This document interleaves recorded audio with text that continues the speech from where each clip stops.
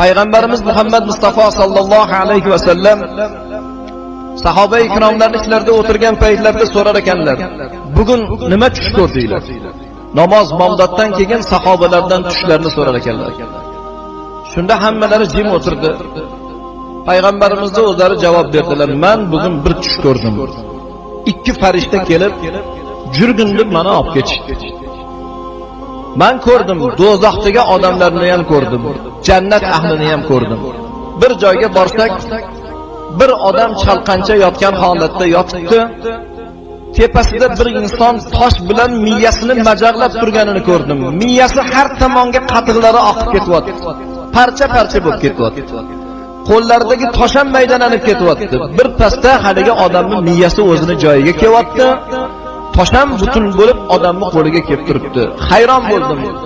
Farishtalardan so'radim, bu inson kim? Miyasi toshning tagida majaqlanayotgan odam. Yur dedilar, javob berishmadi. Ikkinchi joyga keldim. Ikkinchi joyga kelsam, bir insonni og'ziga changak solib, lo'njidan ko'zigacha aylantirib shilib turganligini ko'rdim. Lo'njiga changak solib, ko'zigacha terisi shilinayotgan odam kim? Tillardan qon oqib turganligini ko'rdim. Bu odam o'zi kim? Juring, yo Allohning rasuli, so'ramang dedi. Yana yo'limda davom etdim. Uchinchisi, hovuzga borsak qon to'la hovuz. Bir odam hovuzda qon yutib, hovuzning ichida suzib yuribdi. Chiqaman deb harakat qiladi. Lekin bittasi og'ziga tosh bilan urib, yana hovuzga qaytaradi. Bu qonli hovuzda suzib qon yutayotgan odam kim desam, yuring Allohning rasuli dedi. 4-chi manzilga kelsak, tandir olovda yonib turibdi, chuqur bir tandir. Yalang'och erkak va ayollarni dodvoy qilib yig'layotganligini ko'rdim. Yonayotgan tandirdagi ayol erkak kim desam, yuring Allohning rasuli dedi.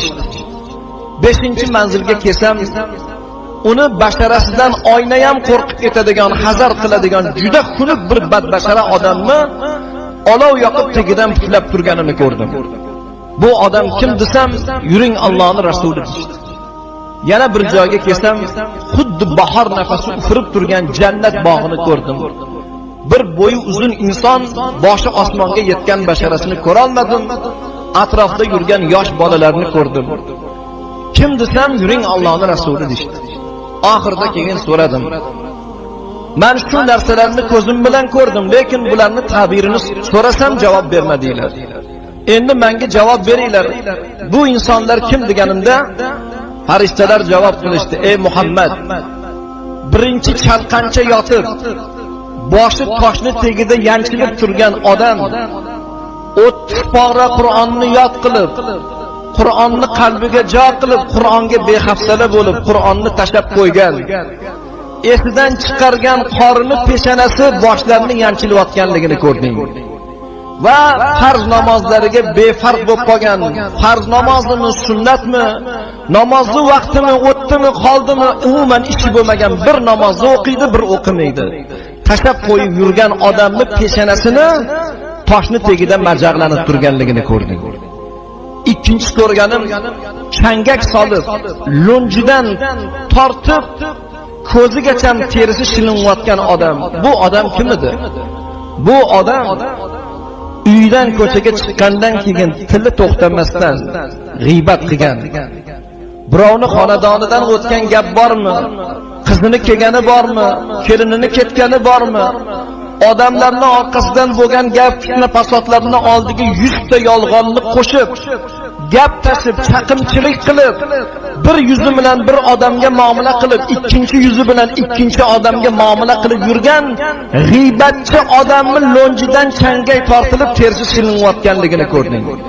Rasulullohning davrlarida shunday bo'lgan ekanki, bir joyda g'iybat bo'lsa sasib ketar ekan, badbo'y hid bo'lar ekan. Palonchini g'iybat qildimi deb o'sha g'iybatning hidiga tura olmay qolar ekanlar. Endi bizning zamonamiz xuddi shunday bir